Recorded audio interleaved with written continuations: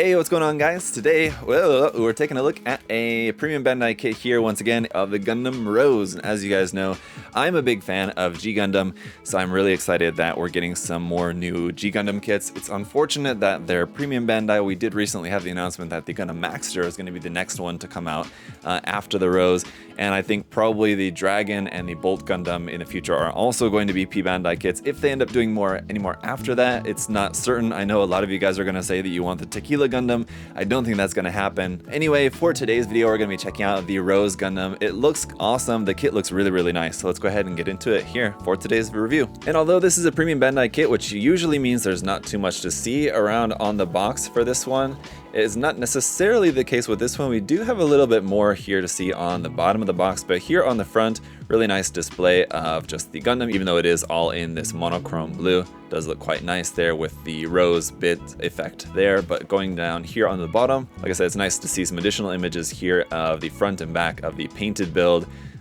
Pose here kind of showing some of the effect parts in use there for the rose bits, and then a still from the anime there, or from the manga, anyway, an illustration there, which is also nice to see, and then a look at the entirety of the contents that we have included. So you are going to have a base and included effect parts for this, which is very cool to see. So let's go ahead and get into this. We'll take a look at all the runners in just a moment. Let's first go right to the instruction manual, which is interesting for a couple reasons. Number one, it's in like kind of the smaller size, and it is not in full color. I was kind of expecting that we might get a full color manual for this being a completely new kit, but unfortunately not the case. Just a simple black and white one where we've got the parts list here. We've got the color guide is usually right here. There's the color guide just there in text, but it is in Japanese and in English.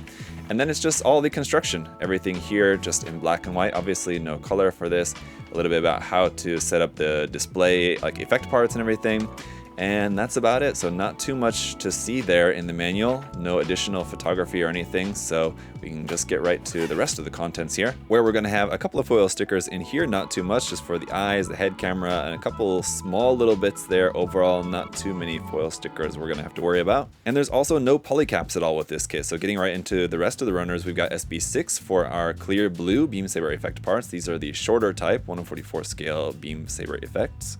And then also in clear blue, we've got our parts for the Action Base 5, the main base plate part, and then all the parts there for the connection arm and connection parts and everything. So very cool. Runner A here is going to be all of our parts in white, and it looks like we're going to have some really nice color separation here for this. That's something to look forward to. Runners B and C are going to be all of our internal frame and joint and hand kind of metallic detail parts here. This is in that brownish gunmetal color that we see kind of frequently. One interesting thing to note, while runner C is labeled specifically for the Gundam Rose, runner B on the other hand is labeled HD 1/44 scale G Gundam frame. So these are going to be parts that will be reused for multiple kits that are going to be coming out. So that's really cool. Runner D is going to be all of our parts here in yellow, and it again gives you a sense, you can kind of just tell by looking at these parts how nicely color separated everything is going to be on this.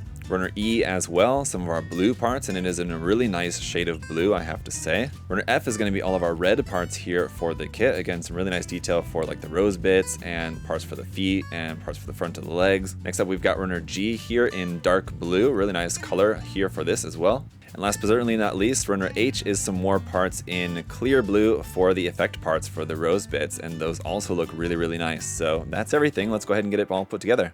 Alright guys, here is the Gundam all built up. Once again, another so fantastic premium Bandai high-grade kit here. The color separation is going to be the main thing that is so nice about this. I mean, I'm sure we're going to see a lot of really great articulation in there and detail as well. Overall, it's not quite as just detailed a design in general as something like the Jim Spartan, which we recently took a look at.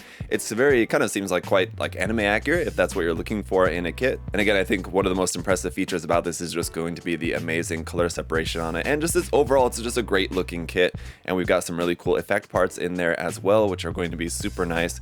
And let's go ahead and take a look at everything we've got included. So let's start off with something simple like the hands. So first of all, you can see we have closed fists for our hand options on both sides. You kind of can't really see that side underneath there, but there you go.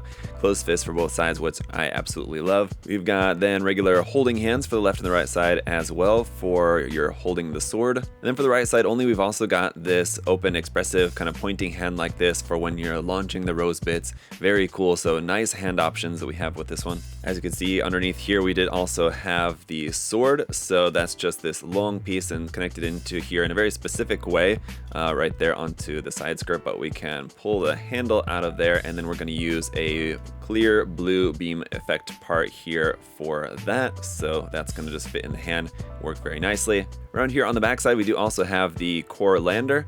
If we take that off out of the back, it just works as normally, as it should, I guess I should say.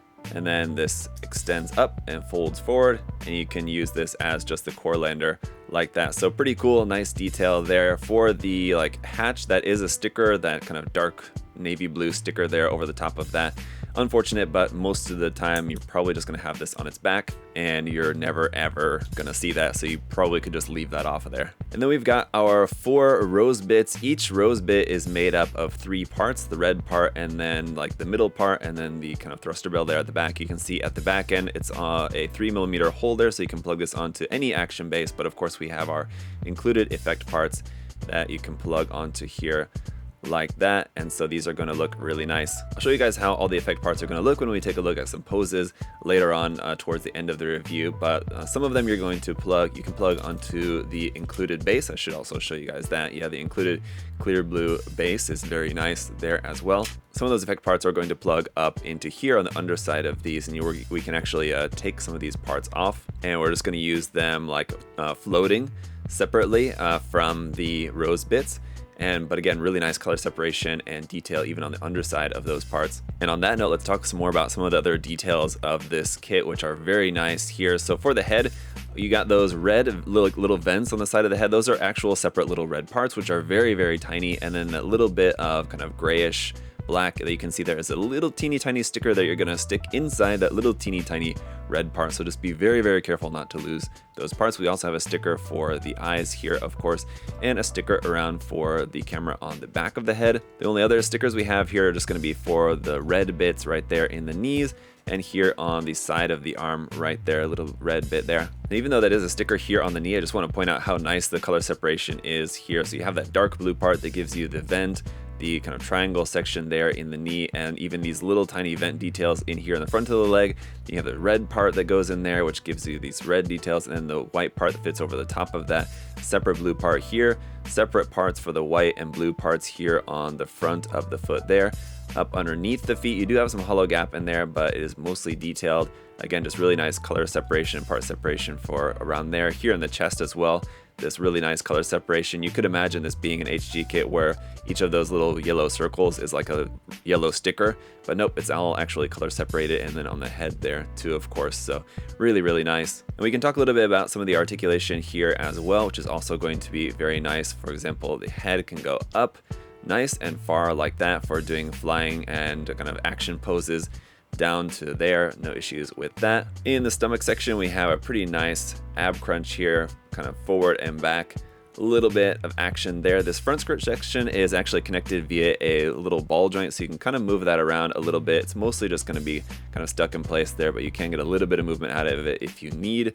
The side skirts as well will move a little bit, but really not all that much. Again, you can kind of turn them is going to be more the thing. Like if you need to bring the leg up to the front, you can kind of turn that skirt section a little bit out of the way there. The back skirt is just fixed in place there, but going back up to the shoulder will swing to the front like that, kind of standard HG. Even though this kit doesn't use polycaps, it still uses some plastic parts basically in the same way that it would use polycaps had it included them. The shoulder armor doesn't move up any farther than that, but these little bits here on the side can be lifted up like this so that you can have free range to bring the arm up all the way to about 90 degrees there. So that's nice. We're going to have a rotation at the top of the arm, a double joint at the elbow, which is going to be very nice here as well, give you a nice full bend. Then as you can maybe see here in the forearm, we also have another point of articulation right there in the middle of the forearm, so that's really cool. The wrist is just on a kind of standard ball joint. As you can see over here on this side as well, each of these 5 sections of this cloak part here on the side of the arm will also move up and down like that. The leg, when you need to bring that forward, again, you can slide the side skirt armor a little bit out of the way so you can bring the leg up, and then we got a double joint at the knee there for a full bend rotation at the top of the thigh there like that.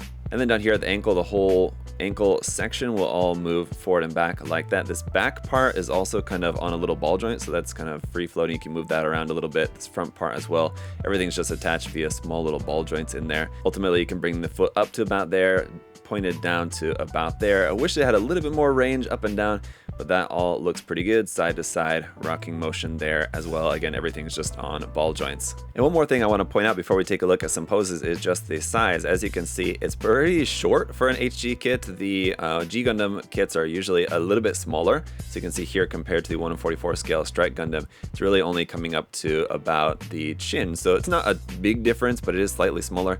And honestly, that just makes the amount of color separation going on here with this kit that much more impressive. Right, so checking out some poses here with this, you can see how awesome that nice articulation combined with just how good the kit looks just straight out of the box, thanks to all that fantastic color separation and part separation there. It looks great in any pose that you're going to want to do with this. I love the fact that Bandai actually included not only the base, but the effect parts as well. That's that kind of going a little bit above and beyond that really helps to make a premium Bandai kit really feel premium and not just a kit that, you know, honestly should have just been a normal release. I still personally feel that this kit, you know, should have been a normal release. I know there's a lot of people that have kind of mostly negative opinions about premium Bandai releases. Generally, I don't mind the fact that kits are released as premium Bandai, especially if they're variants and things like that.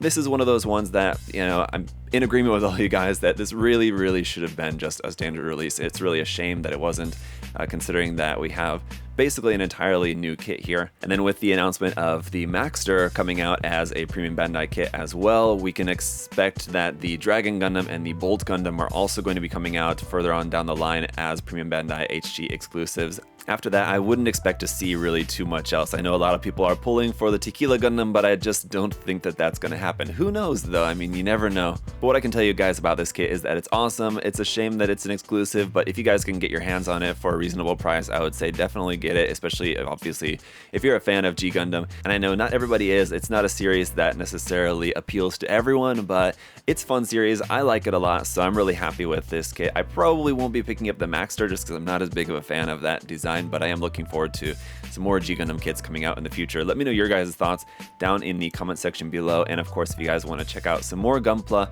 you can check out the link to USA Gundam Store down in the video description, just right down there below the video. So check that out. Got all sorts of different great Gunpla there for you guys. Just not premium Bandai exclusives, unfortunately. But that's going to be it for this video, guys. Thank you all so much for all of your support, whether it be just liking the video, making sure that you're subscribed, leaving a comment. Any of that is also, it's all greatly appreciated and helps out a lot. So thank you guys. Till next time, I hope you all have a great day, and I'll see you guys later. Bye-bye.